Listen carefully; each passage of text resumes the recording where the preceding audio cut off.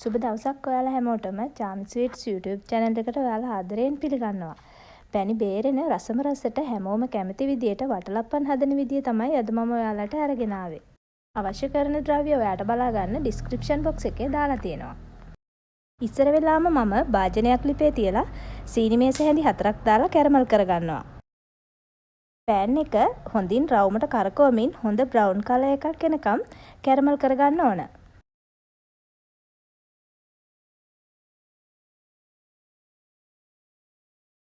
දැන් හරි.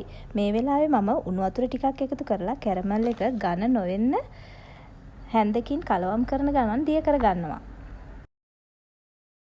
ඊට පස්සේ කැරමල් එකට ෆ්‍රෙෂ් මිල්ක් හෝ පොල් කිරි එකතු කරගන්න පුළුවන්.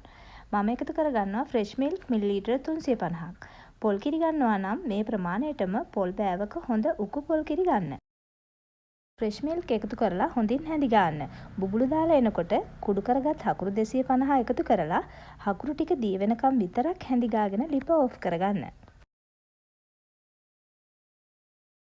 ඊට පස්සේ ලුණු එකතු කරගන්නවා. ඒත් එක්කම කරඳ මුංගු සාදික් කෑටේ තලලා ගත්ත පොඩි ප්‍රමාණයක් එකතු කරලා මෙම මිශ්‍රණය නිවෙන්න තියාගන්න ඕන. මම මේ ප්‍රමාණයට බිත්තර 5ක් එකතු කරනවා. බිත්තර එකටම වැනිලා තේ හැන්දක් දාලා විනාඩි 4ක් 5ක් හොඳින් ගසා ගන්න ඕන. මගේ පහසුවට මම බීට් කරගත්තා.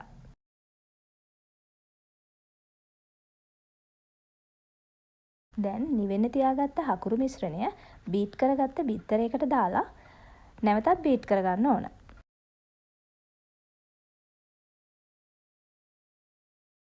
ඊට පස්සේ මේ මිශ්‍රණය මම හොඳින් පෙරාගත්තා.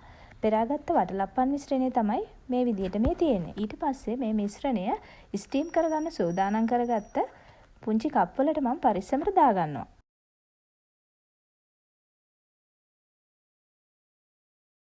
මේ ප්‍රමාණයෙන් මට කප් 10කට දාගන්න පුළුවන් වුණා. ඉතින් බලන්නකෝ ඔයාට ස්වයං රැකියාවක් විදියට උනත් මේක කරගෙන යන්න පුළුවන්. දැන් මේ ටික ස්ටීම් කරගන්න ඕන. මම රයිස් කුකර් එකේ තියලා විනාඩි 25ක් පමණ ස්ටීම් කරගත්තා.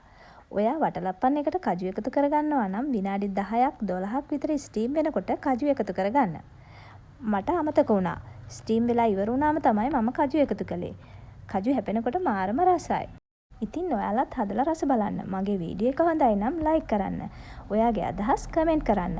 ඔයාගේ යාළුවන්ටත් ෂෙයා කරන්න. ඉතින් ඔයා තාමත් මගේ channel එක subscribe කරලා නැත්නම් මගේ channel එක subscribe කරලා මාත් එක්ක එකතු වෙන්න කියලා ආරාධනා කරන ගමන්ම ඔයාට ලබන 2026 අවුරුද්ද සාර්ථක වසරක් වෙන්න කියලා ප්‍රාර්ථනා කරනවා.